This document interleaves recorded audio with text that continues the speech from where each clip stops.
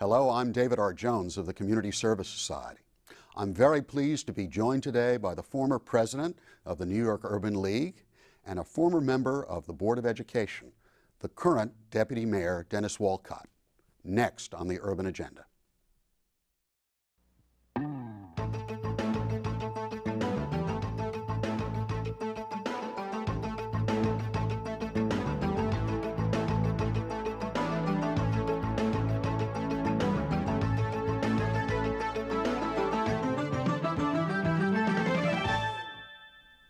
Joining me now is New York City's Deputy Mayor for Policy, Dennis Walcott. Welcome, Dennis. Hi. Well, it's been a year now. The new Bloomberg administration has been in. Do you have any calculus of how it's gone? Well, obviously I'm biased. I think it's going very well, and the mayor, I think, is the right person in the job at the right time with the difficult challenges we face as far as balancing the budget.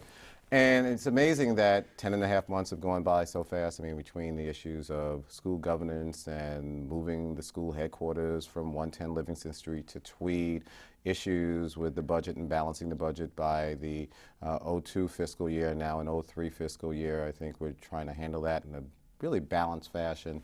We have many challenges obviously in front of us, and number one is getting the plan that the mayor talked about through the city council, then working with the state leaders as well. So I think we have many challenges over the next year as well. So what is your calculus? What is the budget deficit you're projecting? I obviously have heard everything from $4 billion to $5 billion to $6 billion. Well, the mayor talked about it at the November MOD press conference, and that it really is one bill for this current year, right, making an adjustment for this fiscal year, and then 6.3 for 04. And so the mayor has laid out, I think, a very comprehensive plan. And I think you measure the plan by how many people are unhappy with you. I mean, you have the commuters who are unhappy, and the advocates who are unhappy, you have residents who are unhappy. And that means the mayor and his team really tried to spread where the tax revenues will be enhanced and also where service cuts will be.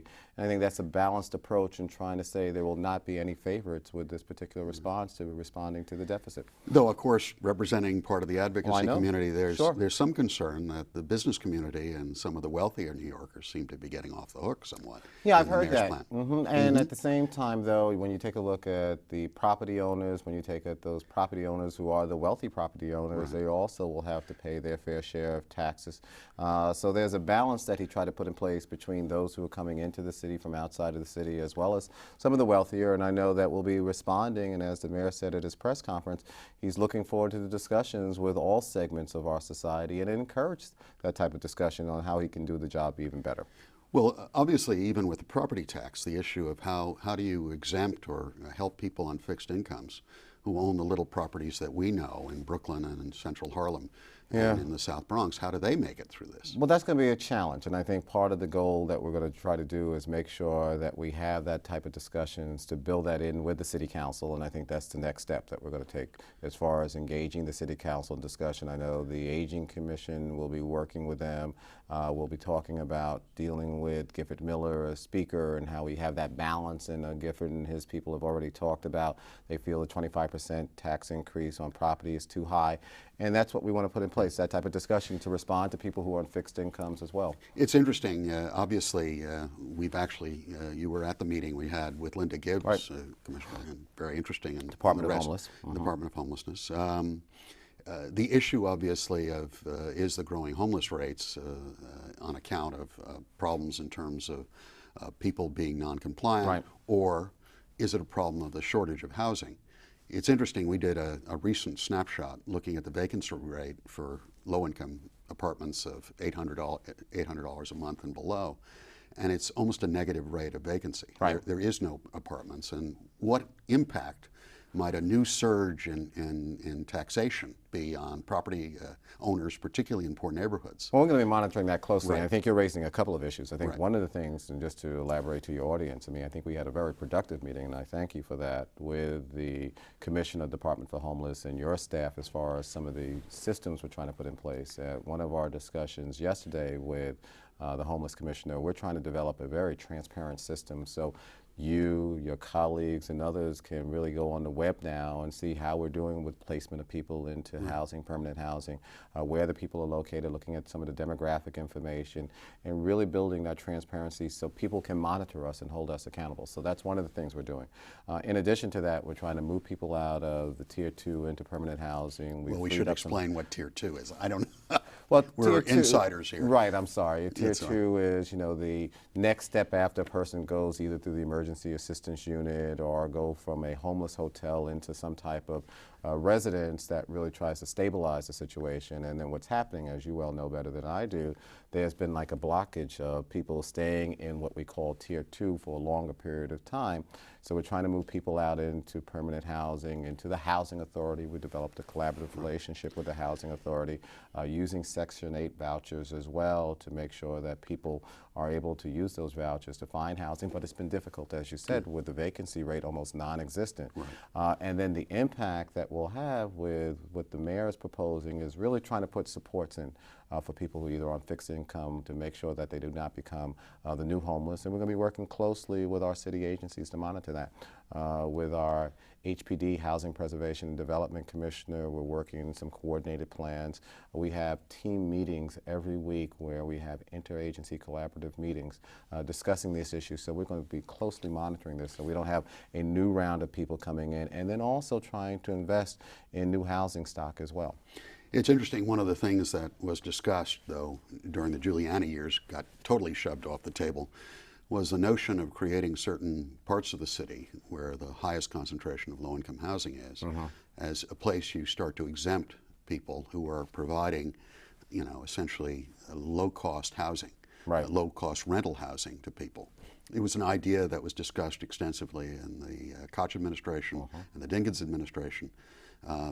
Obviously, we're going to have to start thinking about certain efforts like that if you're going to increase the opportunity for people to have apartments to move into, particularly when you're taxing from water and sewer and now new increases in property tax. One of the things I think your audience should be aware of, just because we're going through a fiscal crisis does not mean that we will not have new ideas and new plans and investment into the city as well. It's just how that investment is played out and strategically being placed in different areas will start to modify itself. But let me respond to your question directly. I think over the next several weeks you will start to hear the mayor talk about housing in a more proactive way and talking about our strategy in dealing with the creation of new apartments and housing throughout the city, especially in a limited budget period, and really trying to focus on some of those areas.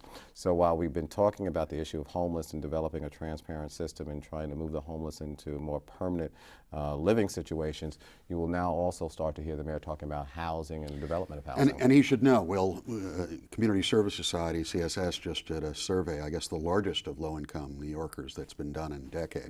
We talked to about 600 of them by phone survey. And the sort of bullet on the chart for people who are earning up to 200% of the poverty line, which means you're earning maybe 25, 26,000 tops, was housing. They're having enormous problems. They're afraid of losing their housing. They're actively in the process of being evicted.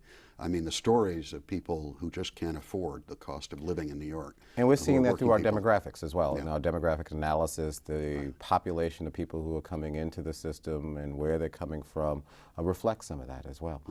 You're seeing a younger population coming in. You're seeing a more family-centered population coming in, which then also, as you well know, impacts on the service delivery that you're providing to these individuals as well, and how we have to get certain waivers around food stamps and others so these people are not both hungry as well as that's an interesting segue. I mean, one of the things that obviously elected officials like to point to, certainly in the last couple of years, is the drop in the welfare rolls.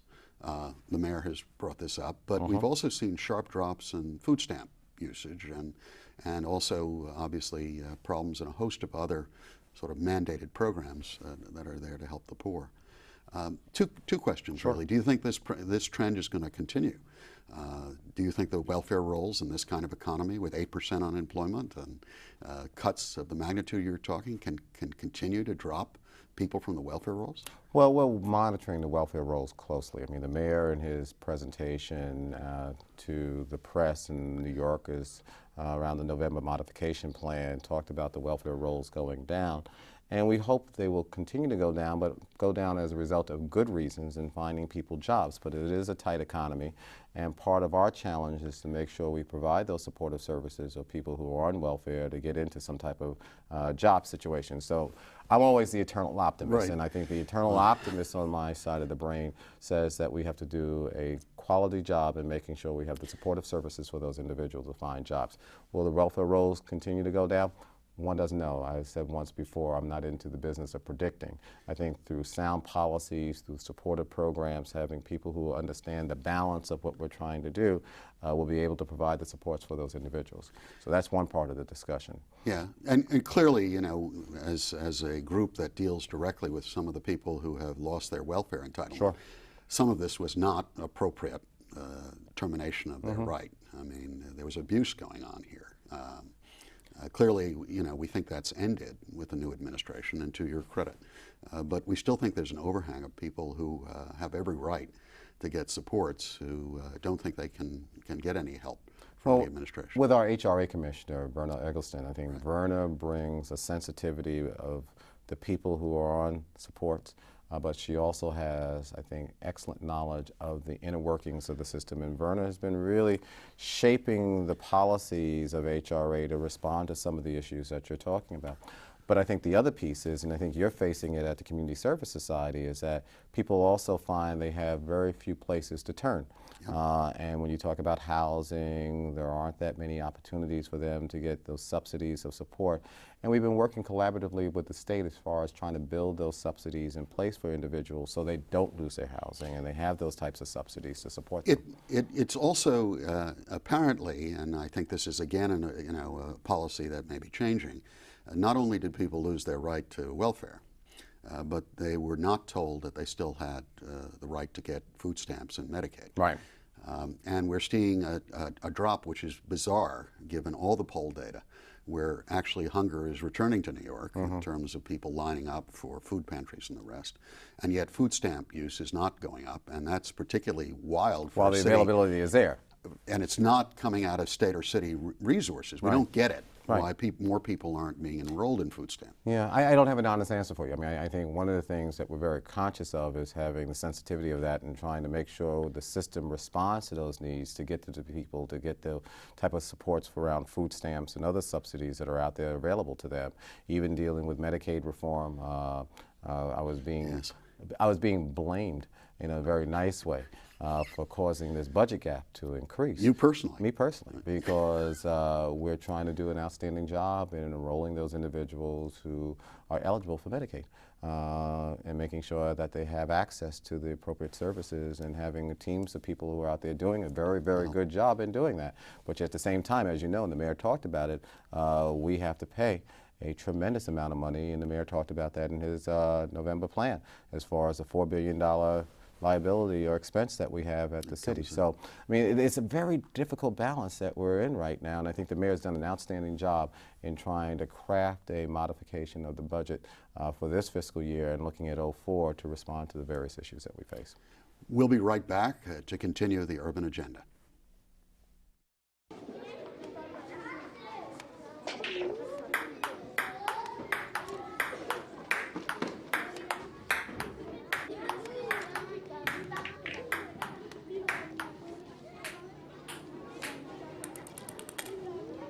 If you're not helping after-school programs,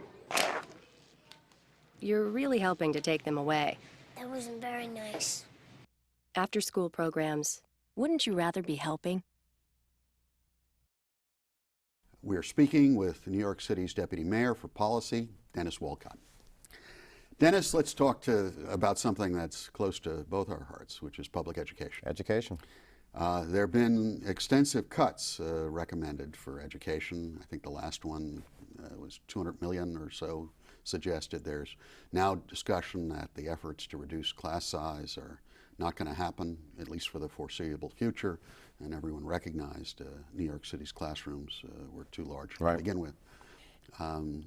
How are all these cuts going to impact the mayor's own expressed interest in educational reform and improvement? Well, let's take a step back, if I may. I mean, this is the first time we've had a chance to talk Right. on television, in that I think the mayor has achieved a major milestone thanks to the governor and Shelley Silver and Joe Bruno and the state legislators around achieving governance reform. And we were able to move the folks from 110 over to 110 Livingston Street in Brooklyn to the Tweed building, which is right behind City Hall. And then in the process also hired Joel Klein, who's brought in an excellent team. And I think that's really the foundation of helping us go through reform. Education will have a smaller cut than the other agencies have been projected to have, but at the same time, they are also going to have some cuts. And we've said to the Chancellor and his staff, Kathleen Grimm, who is an outstanding person in managing the budget, that these should not impact the classroom. And that's always easy to say because the classroom is both in the room as well as extended beyond the room as well.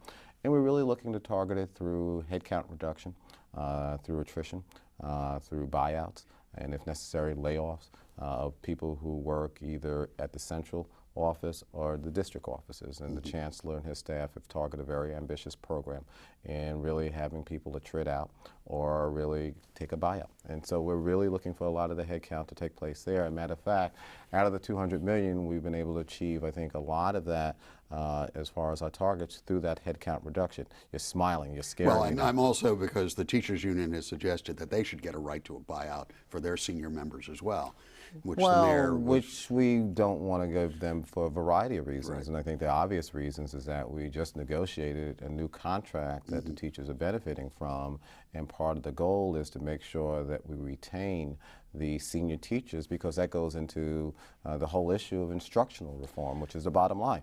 How do we deal with instructional reform and maintain the quality and improve the quality of education? As we've discussed when you were in your other capacity at New York Urban League, even in terms of the senior instructional capacity, it's not equitably distributed in the city of New York now. We were going in the same direction, and I think that's up for discussion as far as with Randy Weingarten, the president of the UFT, and looking for an equitable distribution of those teachers in certain districts, and how we develop incentive programs to have them there, or deal with some union discussions, and we never discuss union issues on television or in the newspaper.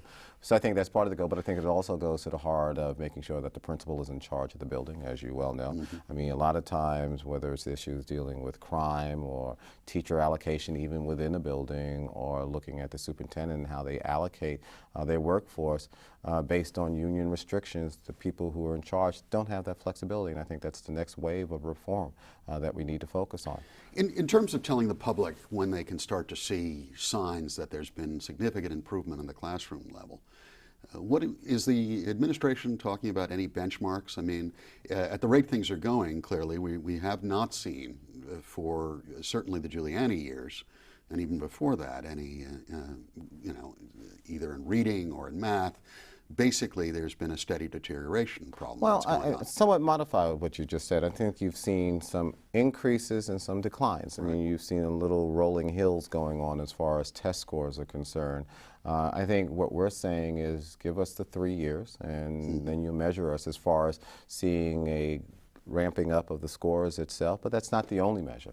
I think we're looking for customer satisfaction as well, and as you probably well know, the Chancellor has launched this very ambitious program called Children's First, where he and his staff will be out meeting with communities, parents, advocates, union members, teachers, you name it, stakeholders in the educational system around how we reform the system. And the Chancellor said at the announcement of Children's First, give them 100 days to do this type of analysis and come up with the plan.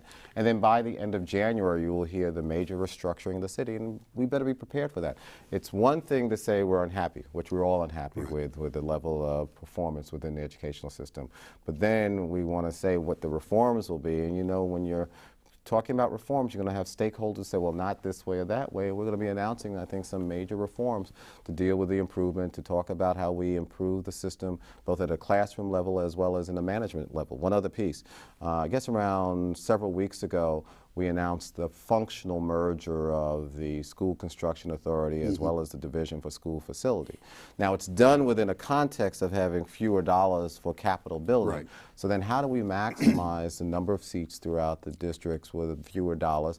And I think that will also come out of the Children's First Plan as well. We have some really creative ideas we're going to be putting on the table, talking about smaller school sizes, breaking up schools. Michelle Cahill, who is the Chancellor's policy person, is a forerunner in the development of New Vision schools, smaller schools, and developing principal training programs, because it's not just as easy saying we want to shift teachers around. Right. We also want quality principals there as well, and this will be all part of the comprehensive release that the Chancellor will do by the end of January. Though clearly, even if we start today putting in some of these reforms, it may not show in the classroom for years to come.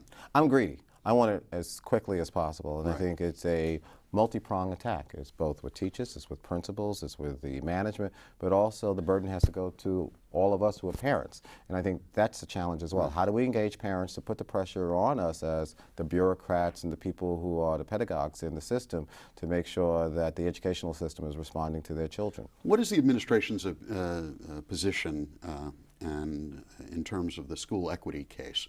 That the state, obviously, as the viewers may, As you said, the Campaign for Fiscal Equity. As our viewers may know, this was a case involving at the lower court found that there was a malapportionment of monies that violated the state constitution. It went up to a intermediate appeals court who said that an 8th grade or an 8th or 9th grade education is more than adequate under the state constitution. And at least initially, the governor, Governor Pataki, decided to support that appeal and said, yes, he agreed with the appellate court. Though in the campaign that passed, he switched sides. Is the mayor going to weigh in on this issue? The mayor is going to weigh in, so I'll give you a definitive answer on that. And prior to the mayor becoming the mayor, he filed a Friends of the Court with the people from the Campaign for Fiscal Equity, and Michael Rebell, who is the lead attorney for what's called CFE, and my staff have been meeting on a regular basis, and he's been meeting with the people at the Department of Education as well. So we've developed an online discussion with Michael as far as CFE, and the mayor will be weighing in around where we're going and taking a very active role in this particular case. I hope the mayor also presses the governor that he seemed to retract the state's position, saying that he didn't think that was an adequate benchmark anymore. Now to continue to pursue this appeal, essentially shortchanging most New York City children, seems to be somewhat disingenuous. As you know, the discussions are taking place, and obviously the campaign, I think, replaced the significant discussions that have been going on, but the mayor is going to be weighing in very significantly. I think one other piece before we end with time, I think another part of the governance reform was what replaces school boards as well. And built into the legislation, a task force had to be created by the state, which has now been created, which consists of 10 representatives from the Senate side, state Senate side, and 10 representatives from the Assembly side. They have a responsibility built into the legislation to submit a report to the governor by December 15th. And then prior to that, they have to have hearings in the boroughs, getting feedback from the community on what should replace local school boards. They're going to be doing that rather quickly. We're going to be weighing in on that as well. And I think all this is part of a puzzle that will hopefully fit together in a nice way to benefit children, because we can talk about all the macro stuff, but we're really looking at how do we benefit children, how do we get parents more engaged, and making sure that scores are going up and children are able to compete in today's society. And just a related issue in the couple of minutes we have left, the teacher pipeline. I think everyone has recognized, you in your service on the Board of Education, that one of the critical problems is the upcoming retirement of large numbers of the teacher force. With an overlay also, if I may add, the federal mandate as well as the state mandate that every teacher be certified by, for at least the state, 2003, and the feds, 2004. How are we going to fix this? Well, Joel Klein, the chancellor, and I and all of us have been working together to make sure we're dealing with the Teacher Fellow program. We're working with CUNY now to develop a new program as well to really certify teachers in a better fashion, and working with the state to try to create some programs that give Joel the flexibility of all the folks who may have a technical talent but may not be certified to go into the classroom as well. So that's one way we're working on, trying to coordinate a number of programs. And I think under Harold Levy, the Teachers Fellows program has been extremely successful, and people who are coming who are not traditional teachers or through the schools of education are certified now. But at the same time, in a very tight budget, we're paying a lot of money for that. Well, I think, however, with an 8% unemployment rate, maybe we're going to have people who ordinarily might have looked at business careers. There's a that's potential the goal here. Oh no, that's where we're going bring with people this. in. Well, we've talked about that both from the Department of Ed, City Hall side. We've talked about it with the State Education Commissioner as recently as the end of October as well. So with that type of workforce and the talent that's out there, we think we can draw them into the system. Just in closing, what would you like to see at the end of the 4 years? 4-year service in terms of what you've delivered and worked on? Compassion, sensitivity, responsiveness to the various communities throughout the city, but more importantly for me, the improvement of the educational system. If we can say that we as an administration were able to show that by giving the mayor direct control, we're able to improve education, we're providing children with the ability to become self-sufficient adults, that to me is a job of major satisfaction for me and the administration. Many thanks, Dennis. Thanks, Walcott. David. A pleasure. I think it's clear that a lot of New Yorkers are going to be depending upon you and Mayor Bloomberg. I will always be there where people can yell boo, and we'll always have a dialogue on how we improve the system. Great. Thanks. I look forward to it. I'm David R. Jones of the Community Service Society. Thank you for watching the Urban Agenda.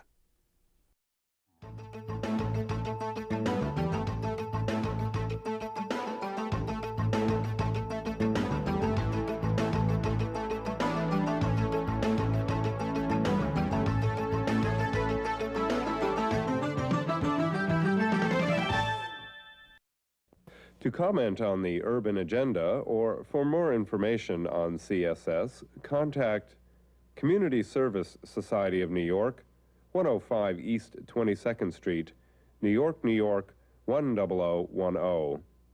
Area code 212-254-8900.